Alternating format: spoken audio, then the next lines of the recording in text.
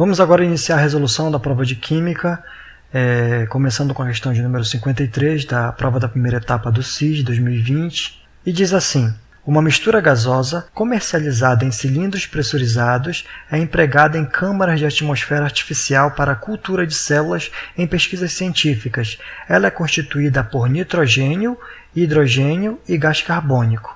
Então, essa mistura gasosa, ela é homogênea ou heterogênea? Bom, você está diante aí de três gases, né? Nitrogênio, hidrogênio e gás carbônico. Como esses três gases estão dentro de uma câmara de atmosfera artificial, ou seja, subentende-se que ali não há fuligem nem poluição, então trata-se sim de uma mistura homogênea. A mistura de gases é uma mistura homogênea. E ela é constituída por quê? Por três substâncias compostas, três substâncias simples, duas substâncias simples e uma composta.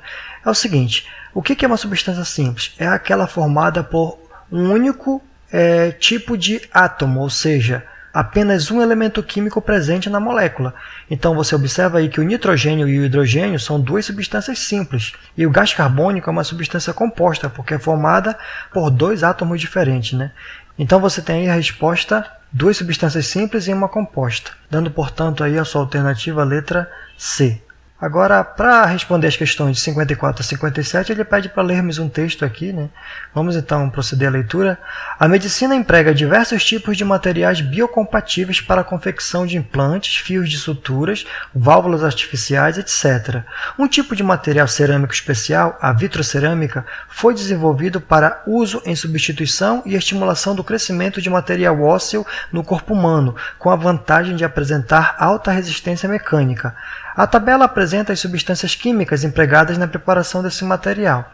Então você está diante aí de várias substâncias que são óxidos, no caso, né? Vários óxidos aí. Você tem óxido de metais alcalinos, óxidos de metais alcalino terrosos e óxidos de ametais. Então vamos ler a questão 54 para ver o que ele pede. Dentre os compostos empregados na preparação dessa vitrocerâmica, o que produz solução ácida quando dissolvido em água, ou seja, no caso, quando você tem um óxido que você vai dissolver em água, se ele for um óxido básico, vai gerar uma base. Se ele for um óxido ácido, vai gerar um ácido. Então, nesse caso, ele falou aí que é uma solução ácida. Então, você tem que procurar, dentre as alternativas, aquele que é o óxido ácido. E, nesse caso aí, os óxidos ácidos são aqueles que, preferencialmente, reagem com ametais ou até com outros metais de alta oxidação. Então, nesse caso aí, a única alternativa é o pentóxido de fósforo, né? Letra E, como o óxido que vai produzir uma solução ácida. Agora vamos para a questão 55. Comparando os elementos químicos constituintes dos compostos usados na preparação dessa vitrocerâmica, aquele que apresenta maior raio atômico está presente em qual componente? Então, ele pede para analisar os compostos de 1 a 5 aí. Você tem potássio, magnésio, sódio, fósforo e cálcio, e analisar o raio atômico. Então, consultando a tabela periódica aí, dada na prova, né, você relembra do conceito de propriedades periódicas, né? O raio atômico é uma delas, e aí você relembra que o raio atômico, nos períodos, ele cresce de cima para baixo, e nas famílias ele cresce da direita para a esquerda. Então, se você observar aí, ó, o metal que está mais à esquerda e mais embaixo de todos esses aí presentes é o potássio. Portanto, a alternativa correta é a letra A, conforme você observa aqui. E agora vamos analisar a questão de número 56. Dentre os óxidos formadores da vitrocerâmica, um deles contém um elemento químico que possui a distribuição eletrônica 1s2, 2s2, 2p6, 3s2 e 3p2 no estado fundamental.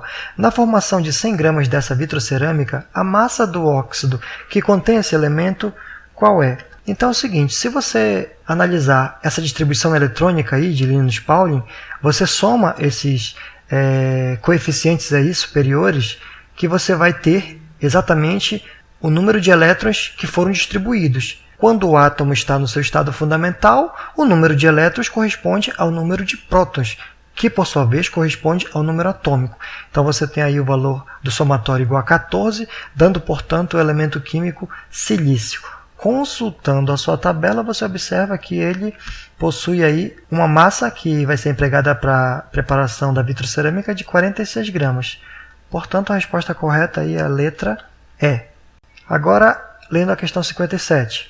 Comparando os compostos empregados na preparação dessa vitrocerâmica, os óxidos formados por compartilhamento de pares de elétrons correspondem a quais componentes? Bom, vamos relembrar da ligação química, né? Que quando você tem um metal se ligando com oxigênio, que é um ametal, você tem, portanto, uma ligação iônica e forma compostos iônicos.